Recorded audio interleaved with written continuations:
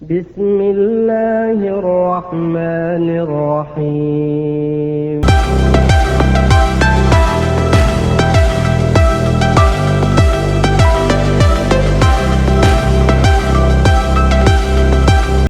Assalamualaikum warahmatullahi wabarakatuh. Alhamdulillahilladzi arsala rasulahu bil huda wa dinil haq liyudhhirahu 'ala dini kulli wa kafa billahi syahida. Asyhadu an la ilaha illallah wa asyhadu anna Muhammadan abduhu wa rasuluh. Amma ba'du. Anak-anakku kelas 12 yang dimuliakan Allah Subhanahu wa taala, para pemirsa Syarif Rasyad channel dimanapun Anda berada juga semoga dimuliakan Allah Subhanahu wa ta'ala. Baiklah, pada kesempatan yang sangat baik ini kita berjumpa lagi pada pembelajaran pendidikan agama Islam dan budi pekerti, pada pembelajaran jarak jauh. Dan kali ini yang akan saya sampaikan adalah tentang dakwah Islam dengan kearifan dan kedamaian di Nusantara. Untuk lebih jelasnya tentang materi ini, kalian simak video pembelajaran berikut ini.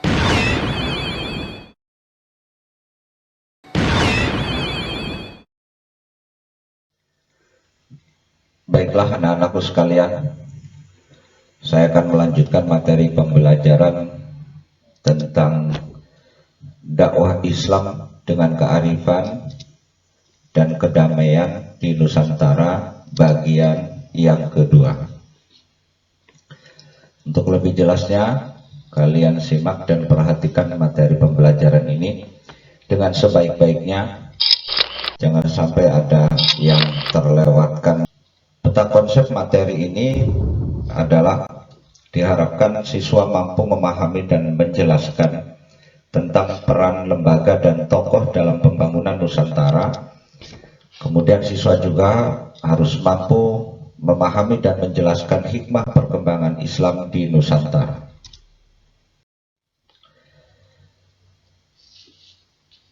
Dan selanjutnya amati gambar di bawah ini. Gambar 1,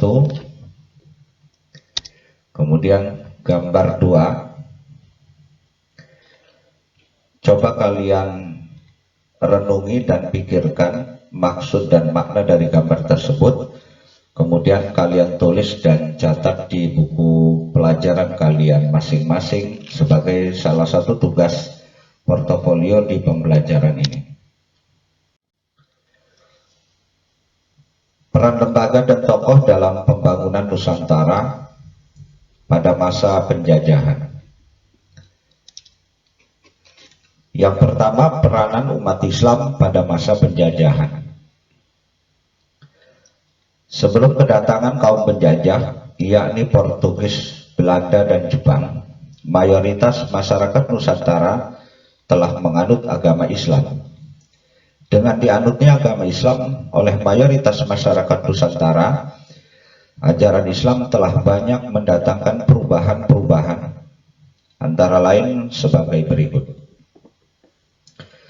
1. Masyarakat Nusantara dibebaskan dari pemujaan berhala dan pendewaan raja-raja, serta dibimbing agar menghambakan diri hanya kepada Allah Subhanahu wa ta'ala, Tuhan yang Maha Esa.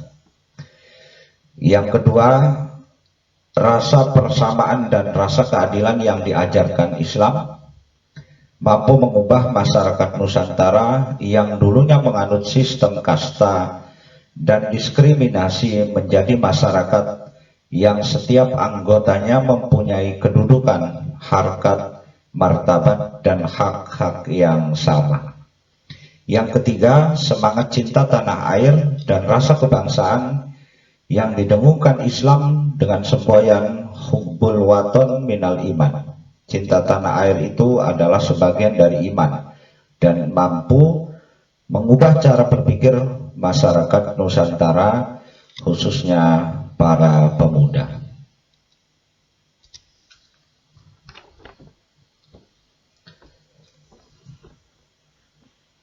Yang kedua, kontribusi lembaga Islam dan tokoh ulama Islam dalam berbangsa. Satu, perlawanan terhadap penjajah Portugis. Bangsa Portugis datang dari Eropa Barat ke dunia Timur, termasuk Nusantara, dengan semboyan gold, tambang emas, glory, kemuliaan, keagungan, dan gospel, penyebaran agama Nasrani. Untuk mewujudkan semboyan tersebut, bangsa Portugis melakukan berbagai usaha dengan menghalalkan segala cara. Antara lain, pada tahun 1511 mereka merebut Bandar Malaka yang waktu itu berada di bawah kekuasaan Sultan Mahmud Shah tahun 1488 sampai 1511. Dan selanjutnya pada tahun 1526 bala tentara Demak di bawah pimpinan Panglima Perang Fathahillah berangkat melalui jalan laut menuju Sunda Kelapa untuk mengusir penjajah Portugis. Setibanya di Sunda Kelapa, Fathahillah dan bala tentaranya mengepung Sunda Kelapa dan terjadilah pertempuran sengit melawan penjajah Portugis. Dan dalam pertempuran ini Fathahillah dan bala tentaranya memperoleh kemenangan. Kemudian Sunda Kelapa direbut dari tangan penjajah. Kemudian Sunda Kelapa diganti namanya menjadi Jayakarta, yang sekarang menjadi Jakarta. Dan peristiwa ini terjadi pada tanggal 22 Juni 1527 Masehi, yang kemudian ditetapkan sebagai hari lahirnya kota Jakarta. Yang kedua, perlawanan terhadap penjajah Belanda. Setelah penjajah Portugis angkat kaki dari bumi Nusantara, bangsa ini kembali dijajah oleh Belanda yang untuk pertama kali berlabuh di Banten pada tahun 1596 yang dipimpin oleh Cornelis de Houtman. Tujuan kedatangan Belanda ke Nusantara sama dengan tujuan penjajah Portugis, yakni untuk memaksakan praktek monopoli perdagangan dalam menanamkan kekuasaan terhadap kerajaan-kerajaan yang ada di wilayah Nusantara.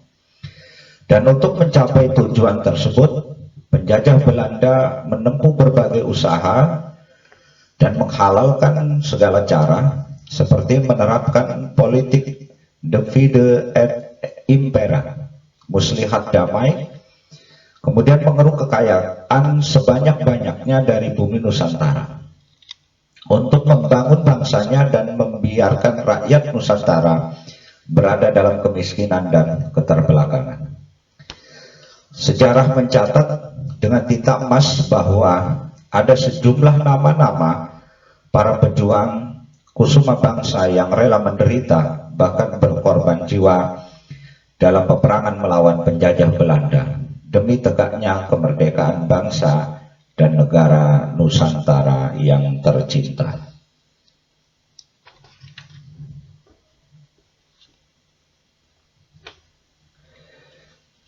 Anak-anakku yang saya hormati dan saya banggakan, kemudian yang selanjutnya masa perang kemerdekaan. Peranan ulama dalam masa perang kemerdekaan ini adalah: satu, ulama membina kader umat Islam. Kemudian yang kedua, ulama turut berjuang secara fisik sebagai pemimpin perang. Para pahlawan Islam yang telah berjuang melawan imperialis Portugis dan Belanda, seperti Fathahillah, Sultan Babullah, Pangeran Diponegoro, Imam Bonjol, dan Habib Abdurrahman, adalah juga para ulama yang beriman, bertakwa, berakhlak mulia, dan bermanfaat bagi orang banyak, sehingga mereka menjadi panutan umat. Yang selanjutnya adalah peranan organisasi dan pondok pesantren pada masa perang kemerdekaan. Sebelum abad ke-19, perlawanan terhadap penjajah Belanda yang dipimpin oleh raja-raja Islam dan para ulama masih bersifat lokal, sehingga perlawanan itu dapat dipatahkan oleh kaum penjajah pada awal abad ke-19. Dan gerakan perlawanan terhadap kaum penjajah lebih terorganisir. Semua berjuang bersama demi tercapainya tujuan utama, yaitu kemerdekaan Nusantara. Adapun organisasi-organisasi tersebut antara lain sebagai berikut. 1. Serikat Dagang Islam atau Serikat Islam. Serikat Dagang Islam didirikan oleh Haji Saman Hudi dan Mas Tirta Adi Suryo pada tahun 1905 di kota Solo. Tujuan organisasi ini pada awalnya adalah menggalang kekuatan para pedagang Islam melawan monopoli pedagang Cina yang mendapat perlakuan istimewa dari penjajahan Belanda, dan juga untuk tujuan memajukan agama Islam. Gerakan Serikat Islam mendapat sambutan luar biasa. Dengan berbagai cara, pemerintah Belanda berusaha mempersulit gerak Serikat Islam. Namun, perkumpulan ini terus berkembang pesat. Dalam waktu yang singkat, anggotanya mencapai hampir 1 juta orang. Kemudian pada tahun 1914 telah berdiri 56 perkumpulan lokal Serikat Islam yang telah resmi terbentuk badan hukum yang tersebar di kota-kota besar di Nusantara untuk menyeragamkan gerak dan langkah.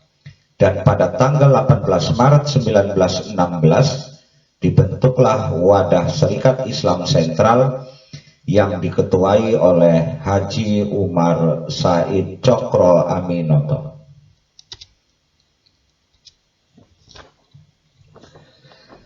Yang kedua adalah Muhammadiyah. Organisasi Islam Muhammadiyah didirikan di kota Yogyakarta oleh Kiai Haji Ahmad Dahlan pada tanggal 18 November 1912. Peranan Muhammadiyah pada masa penjajahan Belanda lebih dititik beratkan pada usaha-usaha mencerdaskan rakyat Nusantara dan meningkatkan kesejahteraan mereka, yakni dengan mendirikan sekolah-sekolah, baik sekolah umum maupun sekolah agama, rumah sakit, panti asuhan, rumah-rumah penampungan bagi warga miskin, dan perpustakaan-perpustakaan. Pada tahun 1925, tidak lama setelah pendirinya Kiai Haji Ahmad Dahlan wafat, kemudian Muhammadiyah sudah tersebar di semua kota besar di seluruh Nusantara, dan serta berhasil membangun, mengelola sekolah, masjid, puluhan rumah sakit, panti asuhan, dan rumah-rumah penampungan bagi warga miskin. Kemudian yang ketiga adalah Nahdlatul Ulama atau NU. NU didirikan di Surabaya pada tanggal 31 Januari 1926. Dua tokoh penting dalam upaya pembentukan NU adalah Kiai Haji Hashim Asy'ari dan Kiai Haji Wahab Hasbullah. Sebagai organisasi sosial keagamaan, NU banyak melakukan usaha untuk memajukan dan memperbanyak pesantren, madrasah, serta pengajian-pengajian dengan maksud memajukan Islam dan kaum muslimin. Pada masa penjajahan Belanda, NU senantiasa berjuang menentang penjajah dan pernah mengeluarkan pernyataan politik yang isinya adalah: 1. Menolak kerja rodi yang dibebankan oleh penjajah kepada rakyat. Yang kedua, menolak diadakannya milisi atau wajib militer. Dan yang ketiga, menyokong GAPI, Gabungan Politik Indonesia, dalam menuntut Nusantara yang memiliki parlemen kepada pemerintah kolonial Belanda. Yang keempat adalah pondok pesantren. Pesantren merupakan lembaga pendidikan Islam tertua di Nusantara yang penyelenggaraan pendidikannya bersifat tradisional dan sederhana. Mata pelajaran yang diajarkan di pesantren adalah ilmu tauhid, fikih Islam, akhlak, usul fikih, nahwu shorof, ilmu mantik. Sumber pelajarannya juga biasanya kitab-kitab berbahasa Arab yang tidak berharokat atau kitab gundul yang bisa disebut dengan kitab kuning. Kemudian para pendidik dan pengajarnya biasa disebut kiai, sedangkan murid-muridnya disebut santri. Mereka bertempat tinggal di lokasi yang sama, yaitu namanya pondok pesantren. Para santri yang belajar di pesantren datang dari berbagai pelosok tanah air.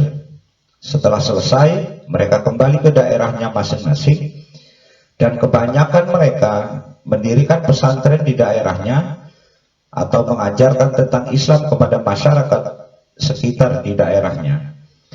Dan pesantren merupakan tempat mencetak generasi muda Islam agar tidak menjadi kader umat dan pemimpin masyarakat. Anak-anakku sekalian yang dimuliakan Allah Subhanahu wa Ta'ala, yang selanjutnya adalah peranan umat Islam pada masa pembangunan. Dalam usaha mengisi kemerdekaan, umat Islam memiliki andil besar dalam pembangunan di berbagai bidang demi tercapainya tujuan nasional yang diamanatkan oleh Undang-Undang Dasar 1945. Sekalipun dalam beberapa peristiwa terjadi ketegangan antara Islam dengan pemerintah, akan tetapi umat Islam tetap mendambakan kemajuan dalam pembangunan negeri ini. Hal ini terutama ditunjukkan organisasi kemasyarakatan Islam seperti NU, Muhammadiyah, dan lain-lainnya.